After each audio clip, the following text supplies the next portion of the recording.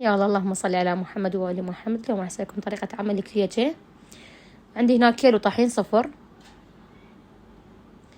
راح أستخدم وياه 3 خواشق أكل شكر، ربع خاشوقة أكل ملح، خاشوقة أكل خمرة، خاشوقة أكل هيل مطحون، خاشوقة أكل حوائج كليجة، وخاشوقة أكل حبة حلوة مطحونة.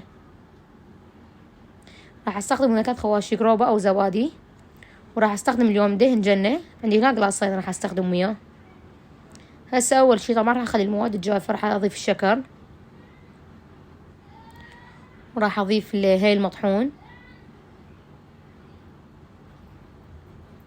راح أخلي عليه حوائج الكليجة، وراح أخلي عليه حبة حلوة مطحونة.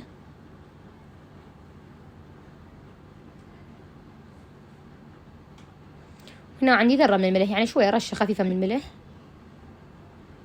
هسه راح أخلط كل المواد هاي، طبعا أخلطها المواد الجافة.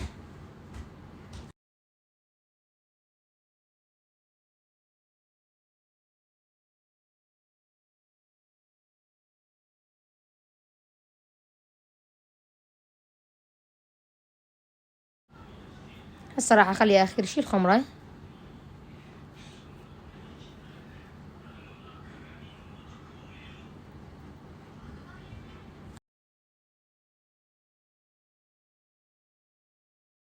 هسه هنا راح أبدي أضيف الزيت. عندكم هو طبعا بزيت أو الدهن تخلطون بيه. هنا فيديو كل الزين.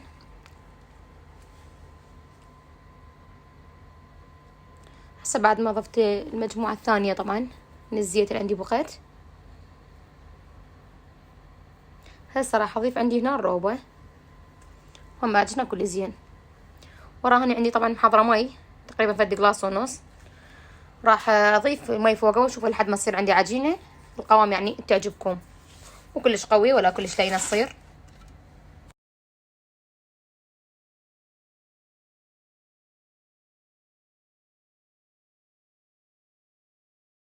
طبعا بعد ما كملتها عجين راح اتركها تقريبا ربع ساعة ترتاح لحد ما يحمل الفرن عندي. هسه انا مشغلته وابدي اشتغل بيها.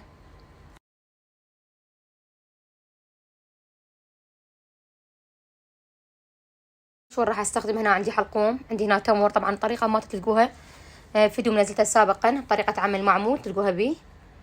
هسه انا طبعا شكلت العجينة، اني خليتها بالقوالب، خليتها بالصينية صراحة انها بالبيض، وادخلها طبعا الصينية بالنص على درجة حرارة 300 فوق جوا. طبعا ما تاخذ لكم وقت، تقريبا فد 10 دقائق.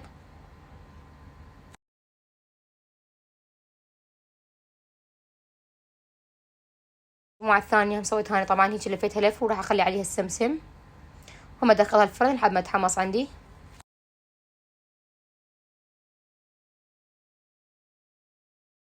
طبعا بعد ما طلع من الفرن كلش طيبة وهشة، أتمنى تجربوها، وعليكم بالعافية، وعيد سعيد مقدما.